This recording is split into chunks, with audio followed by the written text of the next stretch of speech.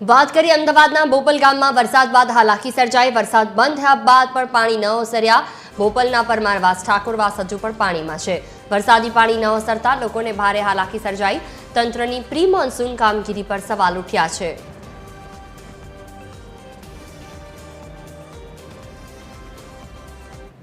બોપલની ભગવતી કૃપા સહિતની બોપલ ગામની અંદર અનેક સોસાયટીની અંદર હજુ પણ વરસાદી પાણી ભરાયેલા છે।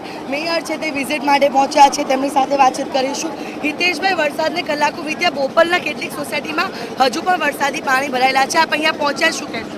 બોપલની અંદર 5 સોસાયટીમાં હજુ પાણી છે, જે નીચાણવાળી સોસાયટી છે। આ જ સોસાયટી, આપ જે સોસાયટી ઊભા છો ત્યાં 5.5 ફૂટથી નીચી પાણી છે, અને પાણી છે એનું કારણ રોડથી સોસાયટી 5.5 ફૂટ નીચી છે। આજુબાજુમાં 50 મીટરમાં ગઈકાલે જ્યાં પાણી હતા ત્યાં આજે પાણી નથી, અને પાણી કાઢવાની કામગીરી આપ જોઈ શકો છો। 3 પંપ મૂકેલા છે અને કામગીરી ચાલુ છે। અચ્છા, શું લાગે છે કેટલા સમયમાં આ પાણી નિકાલ? 4 કલાકથી વધારે પાણી નહીં રહે આ પાણી કાઢવાની। આ પાણી કાઢીએ તો આગળ જ આનું આ જ પાણી આવે, એટલે આપણે મેન લાઇનની અંદર કામગીરી ચાલુ છે। બિલકુલ, એટલે કે જે રીતનાની પરિસ્થિતિ છે, વરસાદી પાણીનો નિકાલ જે છે તે કરવા માટેની કામગીરી છે અત્યારે શરૂ કરી દેવામાં આવી છે, તેવો દાવો જે મેયર દ્વારા કરવામાં આવ્યો છે।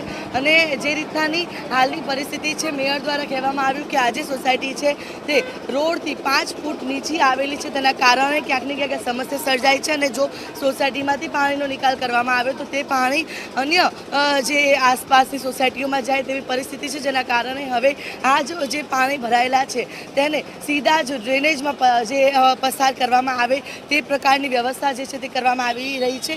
એટલે કે વરસાદના કલાકો વીત્યા બાદ પણ જ્યારે TV 13 દ્વારા જે અહેવાલ દર્શાવવામાં આવ્યો, ત્યારબાદ મેયર દ્વારા પણ જે આ સ્થળની મુલાકાત લેવામાં આવી અને ત્વરિત કામગીરી શરૂ કરવામાં આવી છે। કેમેરા પર્સન નીતિન બગડા સાથે આયુષી યાજ્ઞ, TV 13 અમદાવાદ।